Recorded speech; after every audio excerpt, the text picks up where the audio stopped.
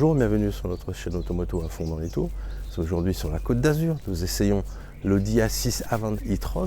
Donc, il s'agit d'une version 100% électrique avec un moteur de 367 chevaux et une batterie de 100 kWh brute.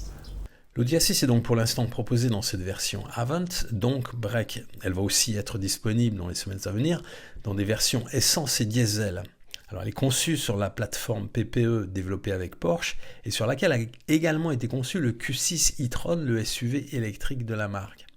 Cette Avant bénéficie d'une ligne très dynamique avec une custode inclinée qui lui donne un petit côté break de chasse. C'est une grande voiture longue de 4,93 m avec une hauteur de 1,53 m et une largeur de 1,92 m. Son allure très profilée lui offre un CX record de 0,24, un chiffre que n'a jamais atteint une A6 thermique, en même temps qu'une autonomie WLTP étonnante de 713 km. L'excellent CX est également obtenu par l'utilisation de rétroviseurs caméra très fins, comme on le voit ici. Ces caméras diffusent leur image sur de petits écrans placés de chaque côté de la planche de bord. On peut cependant ne pas aimer car l'image proposée est un peu plus serrée que sur des rétroviseurs classiques. Ces rétroviseurs caméra sont proposés en option pour 1 750 €. On peut donc largement préférer des rétroviseurs classiques, comme on le voit ici, qui sont tout de même plus pratiques à l'usage. La face avant est dotée de la calandre single frame que l'on trouve sur tous les modèles d'Audi. Elle est fermée puisqu'il s'agit d'un modèle à motorisation électrique et similaire à celle du Q6 avec les anneaux collés sur la partie supérieure. Elle est encadrée par les feux placés en 2 étages. Audi propose en option des feux avant numériques avec technologie LED qui offre le choix de 8 signatures lumineuses différentes. Cette option permet de disposer de feux arrière OLED numériques. Ces feux sont constitués de 45 segments par panneau avec 10 panneaux. Cela fait donc 450 segments qui permettent de générer une image plusieurs fois par seconde. On choisit les motifs de son éclairage tant à l'avant qu'à l'arrière directement depuis l'écran central. Donc ces feux arrière peuvent communiquer avec l'environnement immédiat, c'est ce que l'on appelle la technologie Crowd2X, qui offre des symboles d'avertissement intégrés dans le feu arrière pour des situations de conduite ou de trafic critiques. On peut aussi bénéficier des anneaux Audi lumineux, ils indiquent au conducteur qui vous suit derrière quelle voiture il se trouve. Cette Audi A6 dispose d'un coffre de 525 litres avec un frunk, comme on appelle ce petit espace de rangement placé sous le capot avant, d'une contenance de 27 litres. Pour ouvrir le capot avant et accéder à ce frunk, on passe la main sur les anneaux. Il y a des capteurs qui sont dissimulés là et qui permettent l'ouverture de ce capot. Alors, l'intérieur est quasi identique à celui du Q6. Le poste de pilotage est conçu pour permettre au conducteur de parfaitement gérer sa conduite dans un ordonnancement qu'Audi appelle le Digital Stage. On trouve, posé contre la planche de bord, une dalle incurvée qui intègre 2 écrans OLED pour l'instrumentation et l'infodivertissement. Devant lui, le pilote trouve une surface de 11,9 pouces sur laquelle s'affiche le Virtual Cockpit que l'on organise comme on le souhaite. Au centre, un écran de 14,5 pouces qui fonctionne sous Android sert au multimédia. Alors, sur la gauche de cet écran, une petite surface permet de choisir les applications que l'on souhaite afficher.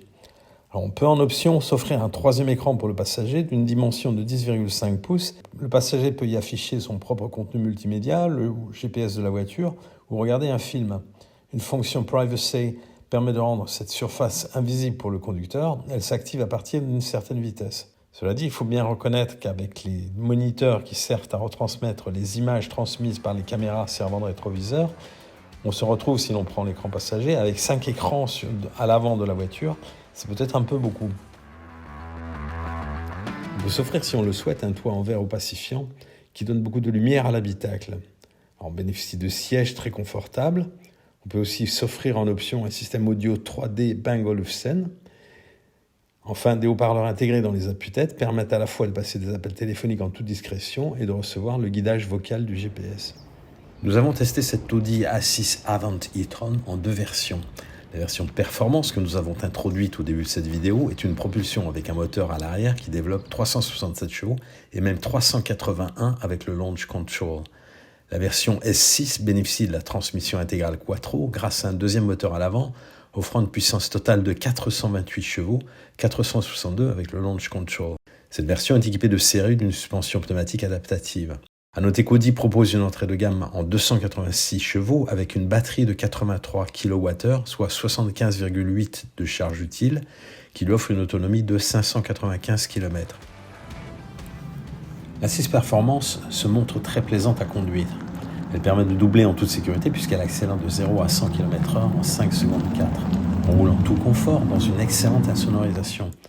La voiture démarre en mode balanced par défaut, mais on peut passer en mode dynamic si l'on veut une conduite un peu sportive, ou comfort pour appliquer ses propres réglages, et éventuellement en efficiency pour une gestion de la consommation aussi efficace que possible. On dispose en prime de palettes au volant qui permettent de régler la récupération d'énergie sur 4 niveaux, plus un mode automatique, et de donner du dynamisme à la conduite. Le châssis se montre sain et rigoureux, et bien qu'on ne dispose pas de la suspension adaptative, on ne prend pas de roulis. Le travail est précis, ce qui permet de parfaitement inscrire la voiture dans les virages et de prendre beaucoup de plaisir au volant de ce break qui pèse tout de même 2 tonnes 2. Évidemment, en conduite dynamique, cette assise performance consomme un peu.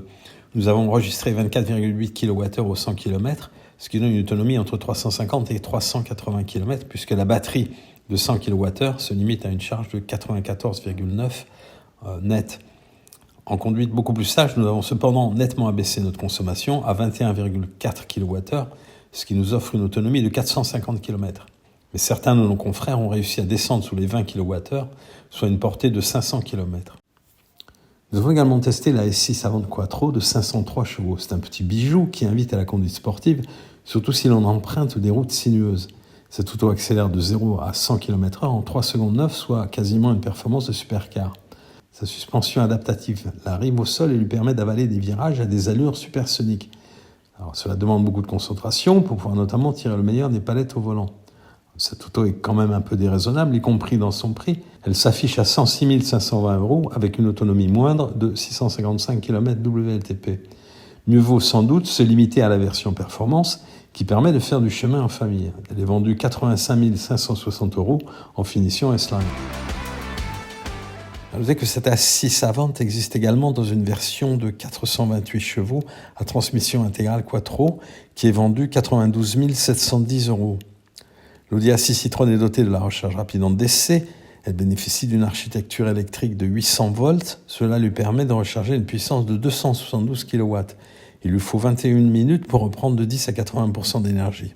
Cette voiture est par ailleurs équipée d'un chargeur de 11 kW pour la recharge à domicile ou sur les bornes en courant alternatif.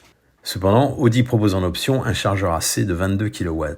Au bilan, on dira que cette Audi A6 e-tron est une excellente routière taillée pour couvrir des kilomètres. Elle peut séduire une clientèle qui hésitait à passer au tout électrique.